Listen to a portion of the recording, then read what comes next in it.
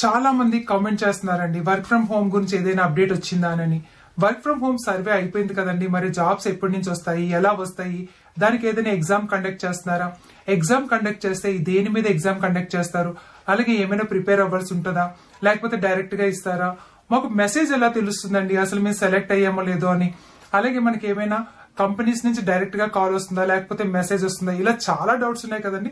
So ఇప్పటి వరకు అయితే కనుక మనకి ఎలాంటి ఇన్ఫర్మేషన్ రాలేదు, కానీ నిన్నే మనకు వచ్చిందండి ఈ వర్క్ ఫ్రం హోమ్ సర్వే ఎవరికైతే జరిగిందో వాళ్ళకి మనకి నెక్స్ట్ వీక్ లోని ఎగ్జామ్స్ కండక్ట్ చేసి అందులో ఉత్తీర్ణులైన అంటే అందులో పాస్ అయిన వారికి ఆయా కేటగిరీస్ ని బట్టి ఏ ఏ కంపెనీస్ లో అయితే వర్క్ ఫ్రం హోమ్ కి అవకాశం ఉందో అలాంటి వాళ్ళకి డేటాను పంపించి మీకు జాబ్స్ ఇవ్వడం అయితే జరుగుతుందని చెప్తున్నారు అన్నమాట అండి. అలాగే ఈ వర్క్ ఫ్రం హోమ్ అన్నది ఎప్పుడో ఏప్రిల్లోని మార్చిలోని కండక్ట్ చేశారు, తర్వాత దాన్ని మళ్ళీ కౌశలం సర్వే కింద పేరు మార్చారు. అయితే ఈ మధ్య కాలంలో అన్ఎక్స్పెక్టెడ్ గా ఎవరైనా చనిపోయినట్లయితే కనుక వాళ్ళకి ఈ ఎలాగా అంటే అప్లై చేసిన వాళ్ళు అన్ఎక్స్పెక్టెడ్ గా తప్పుగా అనుకోకండి, అంటే ఆ ఆప్షన్ ఎనేబుల్ చేస్తుందన్నమాట అండి గవర్నమెంట్.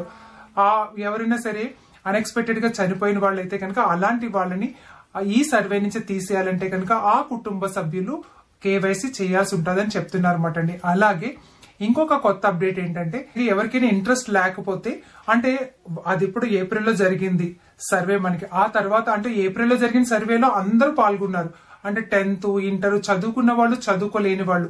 కానీ మొన్న కౌశలం సర్వే మనకి మొన్న అయితే కనుక సెప్టెంబర్ 15 వరకు కూడా జరిగింది కదండి. ఆ సర్వేలో అయితే కనుక మనకి ఐటీఐ వాళ్ళు, డిప్లొమా వాళ్ళు, డిగ్రీ వాళ్ళు వీళ్ళు మాత్రమే పాల్గొనడం జరిగింది, వీళ్ళ సర్టిఫికెట్లు మాత్రమే తీసుకొని కౌశలం సర్వేని చేశారన్నమాట.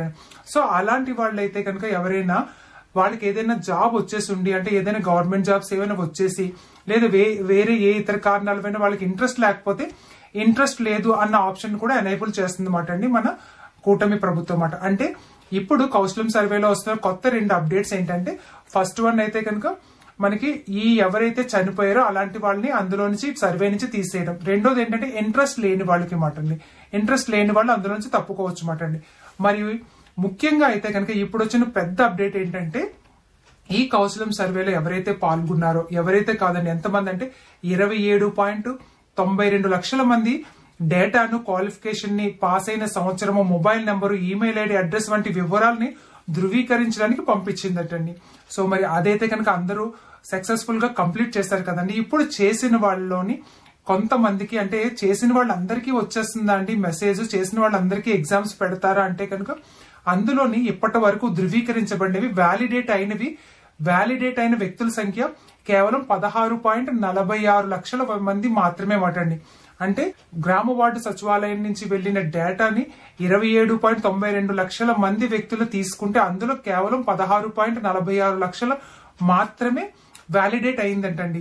సో ఇంకా వ్యాలిడేట్ అవ్వాల్సి ఉందన్నమాట. ఈ వ్యాలిడేట్ అయిన 16.46 లక్షల మందికి మాత్రము నెక్స్ట్ వీక్ నుంచి కూడా అంటే వచ్చే వారం నుంచి ఎగ్జామ్స్ అయితే కండక్ట్ చేస్తారంట. మరి ఎగ్జామ్స్ కండక్ట్ చేస్తానంటున్నారు కదా, మాకెలా తెలుస్తుందండి మేము సెలెక్ట్ అయ్యామా లేదా అంటే కనుక దీనికి సెలెక్షన్ లిస్ట్, షార్ట్ లిస్ట్ అన్నది రిలీజ్ చేయడం జరుగుతుంది అన్నమాట అండి. ఇది ఆన్లైన్ లో కావచ్చు లేదా గ్రామ వార్డు సచివాలయాల నుంచి అయినా సరే మీకు డేటా అన్నది డేటా అన్నది వస్తుంది అన్నమాట అండి, సెలెక్షన్ డేటా. ఎందుకంటే ఆయా క్లస్టర్స్ లో ఎవరైతే మీరు సర్వే చేయించుకున్నారో వాళ్ళకి డేటా వస్తుంది అన్నమాట. ఒక 100 మంది చేయించుకున్నారు అనుకోండి, అందులో ఎంతమంది సెలెక్ట్ అయ్యారు ఏంటనేది ఒక లిస్ట్ అయితే కనుక మనకు వస్తుంది అన్నమాట అండి, ఫస్ట్ లిస్ట్. ఆ లిస్ట్ లో ఉన్న మెంబర్స్ అందరికీ కూడా ఫస్ట్ అయితే ఎగ్జామ్ కండక్ట్ చేస్తారు. మరి ఎగ్జామ్ కండక్ట్ చేస్తారు, ఆ ఎగ్జామ్ దేని మీద ఉంటుంది అసలు సబ్జెక్ట్ చెప్పలేదు మాకు, దేని మీద ఎలాగా కండక్ట్ చేస్తారు ఏంటి, కంప్యూటర్ మీద చేస్తారా, హ్యాండ్ రిటర్న్ లో చేయాలి ఏంటి అని మీకు చాలా డౌట్ రావచ్చు అన్నమాట అండి. ఈ ఎగ్జామ్ అయితే కనుక కంప్యూటర్ బేస్డ్ ఉంటుంది, ఎందుకంటే మనకి ఇది వరకు భీమవరంలో 2 చోట్ల జరిగిందటండి ఎగ్జామ్, కానీ దాని తాలూకా విషయాలు అయితే మనకి ఇప్పటి వరకు బయటకు రాలేదండి. కానీ ఏంటంటే ఎక్కడో 2 చోట్ల జరిగింది, అది కూడా మనకి కంప్యూటర్ మీద జరిగింది. మెయిన్ ఏంటంటే కంప్యూటర్ నాలెడ్జ్ చూస్తారన్నమాట అండి. కంప్యూటర్ మీద మీకు ఎగ్జామ్ జరిగితే 90% నేను అనుకున్నది ఇప్పటి వరకు కూడా ఎలాంటి ఎగ్జామ్ ఉంటుంది ఏంటి, రాత పరీక్ష లేకపోతే కంప్యూటర్ బేస్డ్ ఎగ్జామ్ అన్నది కూడా ఇప్పటి వరకు బయటకు రాలేదన్నమాట అండి. సో అందుకే మీరు చాలా మంది ఏంటంటే తెలియదు కనుక కొంచెం ప్రిపేర్ అవ్వండి. మీ కేటగిరీస్ అంటే మీరు 10th చదువుకున్నారు అనుకోండి 10th మీద, అలాగే ఐటీఐ అనుకోండి ఐటీఐ మీరు ఏ గ్రేడ్ చేశారో ఆ గ్రేడ్ మీద, అలాగే డిప్లొమా చేసిన వాళ్ళు డిప్లొమా సబ్జెక్ట్ మీద, అలాగే డిగ్రీ చేసిన వాళ్ళు డిగ్రీ సబ్జెక్ట్ మీద మీరు కొంచెం గ్రిప్ తెచ్చుకోండి. ఎందుకంటే ఎగ్జామ్ అటు టెక్నికల్ ఇటు నాన్ టెక్నికల్ రెండు వైపులో కూడా మీకు ఎగ్జామ్ జరగడానికి అవకాశాలు ఉన్నాయన్నమాట అండి. అలాగే కంప్యూటర్ నాలెడ్జ్ అంటే లేడీస్ ఎక్కువ మంది ఉన్నారు కనుక లేడీస్ ఎవరైనా సరే కంప్యూటర్ నాలెడ్జ్ లేకపోతే కొంచెం మీరు అవగాహన పెంచుకోవడానికి ఏమైనా క్లాసెస్ ఏమైనా అంటే ఆన్లైన్ లో క్లాసెస్ ఏమైనా చూస్తూ ఉండండి. ఎందుకంటే ఇది మనకి ఎగ్జామ్ లోని పాస్ అయిన వాళ్ళు మాత్రమే ఆ డేటాని ఆయా కంపెనీలకు పంపిస్తారంటే మనకు సమాచారం అన్నమాట అండి. పరీక్షల్లో అర్హత సాధించిన వ్యక్తుల డేటాను ఉద్యోగాల కోసం కంపెనీలకు అందించడం జరుగుతుందని చెప్పారు. అంటే ఎగ్జామ్ మెయిన్ మాట అండి. మరి మీరు అనుకోవచ్చు ఇంకా ఎగ్జామ్ పెడితే ఇంకెలా అండి, ఇది ఇప్పుడు గవర్నమెంట్ జాబా, పర్మనెంట్ జాబ్ కూడా ఎగ్జామా అంటే కనుక మరి ఇప్పుడండి ఒక జాబ్ కి 100 మంది ఉన్నారనుకోండి, కంపల్సరీ ఒక జాబ్ కి 10 మంది ఉన్నారనుకోండి, కంపల్సరీ ఫిల్టర్ చేయాలి కదండి. ఇప్పుడు 27 లక్షల మందికి మనకి జాబ్ రావాలి అంటే కనుక చాలా కష్టం. అందులోని వ్యాలిడేట్ అయినది అంటే సర్టిఫికేట్ వ్యాలిడేట్ అయినవే 16 లక్షల మంది ఉన్నారు. సో ఇందులోని కూడా ఇంకొంచెం ఫిల్టర్ చేస్తారు కదండి. అది ఎగ్జామ్ పరంగా ఫిల్టర్ చేస్తారన్నమాట. ఎగ్జామ్ పరంగా ఫిల్టర్ చేసి అప్పుడు ఎవరైతే ఎగ్జామ్ లో అర్హత పొందుతారో అలాంటి వ్యక్తుల డేటాని ఉద్యోగాల కోసం కంపెనీలకు పంపిస్తారన్నమాట. మనకి అక్కడి నుంచి అప్పుడు మనకి కాల్ లెటర్ గానీ లేకపోతే ఇంటర్వ్యూ గానీ ఏదైనా మనకు ఉంటుంది అనమాట. అంటే ఆయా కంపెనీస్ యొక్క టర్మ్స్ అండ్ కండిషన్స్ బట్టి వాళ్ళు ఇంటర్వ్యూ చేయడమో, సర్టిఫికేట్ వెరిఫికేషన్ లేకపోతే ఇంకా డైరెక్ట్ జాబ్ కూడా వచ్చే అవకాశాలు ఉంటాయి అనమాట. ఇదన్నీ కూడా మీ ఫోన్ SMS ద్వారాగా, మీ ఫోన్ ఈమెయిల్ ఐడి ద్వారాగా వస్తాయి అన్నమాట. అవన్నీ కూడా కంపెనీస్ నుంచి మీకు వచ్చేదైతే కనుక మరి ఇప్పుడు మీరు సెలెక్షన్ ఎలా వస్తుందంటే కనుక మీకు నెక్స్ట్ వీక్ లోని కానీ అంటే మీకు రాబోయే వీక్ లోని ఎవరైతే సెలెక్ట్ అయ్యారో మీరు మీ సచివాలయాల్లోకి అయితే కనుక లిస్ట్ అయితే వస్తుందండి. ఆ లిస్ట్ ద్వారాగా మీ సెలెక్షన్ అయ్యారో లేదా అనేది తెలుసుకోవచ్చు అన్నమాట.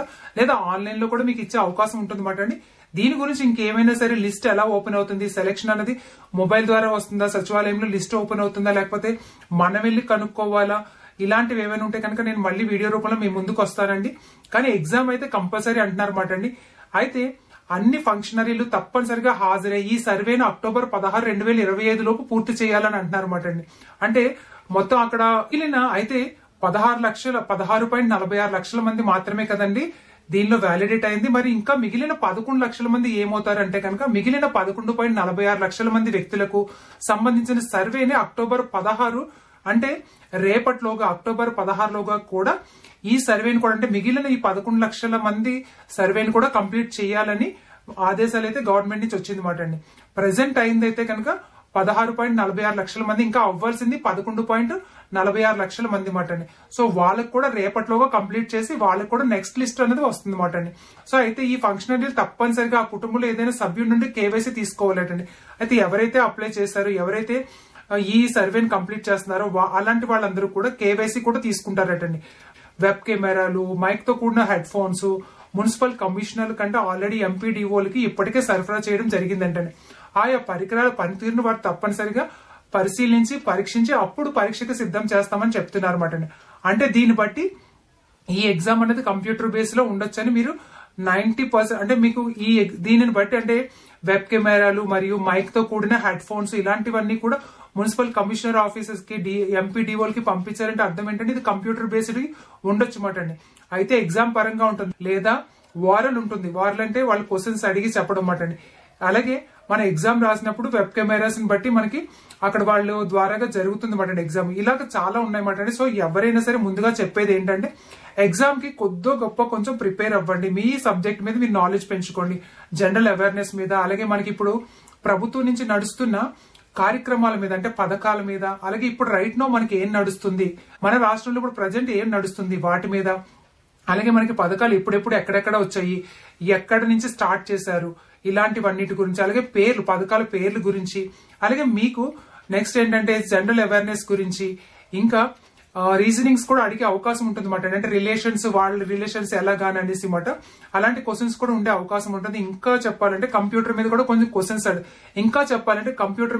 క్వశ్చన్స్ అడుగుతారండి. అలాగే మీ సబ్జెక్ట్ సంబంధించి కూడా కొన్ని క్వశ్చన్స్ అడుగుతారు అనమాట. వీటి మీద అయితే ఖచ్చితంగా ఉంటుందని, ఇది నా ఐడియా మాత్రమే, నేను గెస్ట్ చేసి చెప్పింది మాత్రమే. ఇది 100% ఇవే ఉంటుందని కాదు, కానీ వీటి మీద కూడా ఉండే అవకాశం ఉంటుంది. వీటిని కూడా కొంచెం చూసుకొని వెళ్ళండి. సో మరి దీని గురించి ఇంకేదైనా సరే మీకు కొత్తగా ఇన్ఫర్మేషన్ తెలిస్తే నేను వీడియో రూపంలో తెలియజేస్తాను అనమాట అండి. ఇంకా టెన్షన్ పడకండి. ఇంకా 11 లక్షల మంది ఉన్నారు కదా, వాళ్ళకి ఏమీ అవ్వదా అంటే కనుక వాళ్ళకి కూడా రేపటిలోగా సర్వే ఫినిష్ చేస్తారనమాట అండి. అంటే అక్టోబర్ 16కి ఫినిష్ చేసి మీకు మళ్ళీ లిస్ట్ అన్నది వస్తుంది అనమాట అండి.